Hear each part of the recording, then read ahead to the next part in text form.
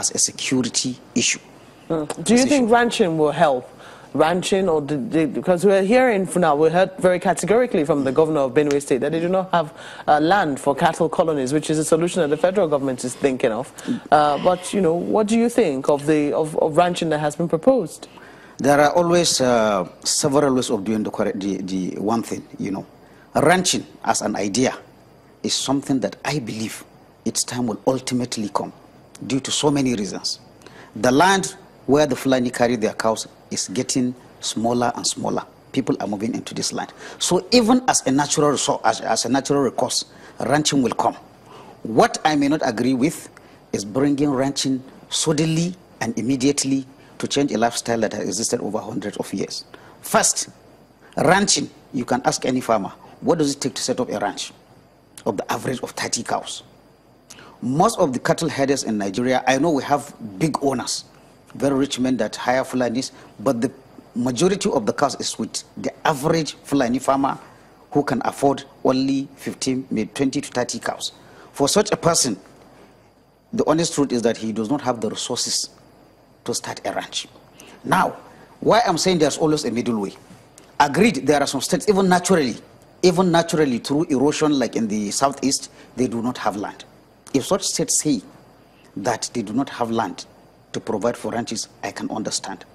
But states that have land, especially states also that have indigenous cattle herders, I think taking ranching is is an investment worthwhile. People might talk about finances. I've heard some people talking about finances. I have to say that first and foremost, the function of any government is to provide peace and security. If it means investing resources to make sure that the Nigerian citizens that are being killed on both sides are saved, I don't see it as an investment wasted. I also hear arguments of people saying, why subsidize ranching or cattle herding singly and not recognizing other governments? I completely disagree with that. There's probably no business sector that does not enjoy one form of subsidy or incentive from the government. Even the motor traffic, I mean motor transport that somebody mentioned.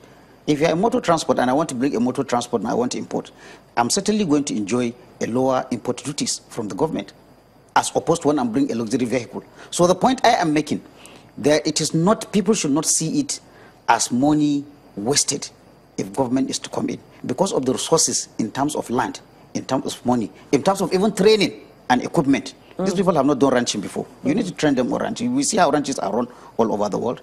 The government must be involved to subsidize. As opposed, when we say subsidize, it could be in any form.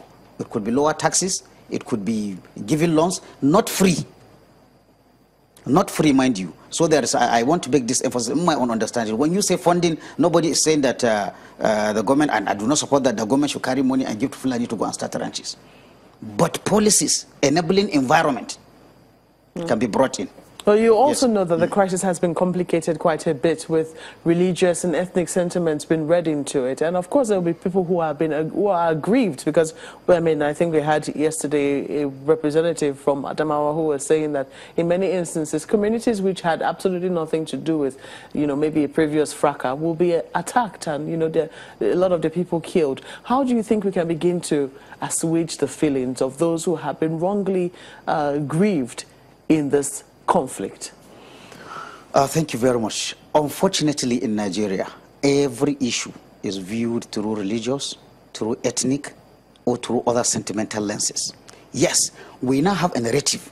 To be honest with you, sometimes I get afraid when I go to the social media or even the ordinary media to see how this fight has been depicted. You already have the narrative that you have cattle Fulani herders, which it is true, they are mostly from the north, they are mostly Muslims.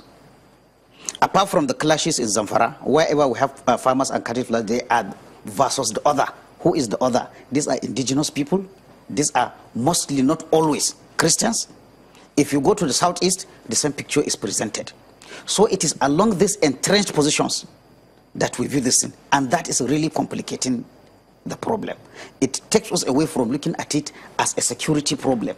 Rather, you hear things like even the issue of settlers and indigenous and settlers, you know, indigenous and visitors comes into play. So unfortunately, and to be honest with you, when we, I will say we, because I will count myself by virtue of the education I have, that I am part of the elite, we also contribute a lot to this problem. Well, I understand that we've totally run out of time. I was going to ask you how we're going to divorce, you know, removing those elements and looking at it strictly as a security issue. But we have to thank you most kindly for coming on the program. Group Captain, well, retired right now, Group Captain Sadeeq Shehu is a security analyst. And, you know, thank you for coming on. Thank you very much, Marupe. The program continues about now with Chimale Ngimba in Lagos.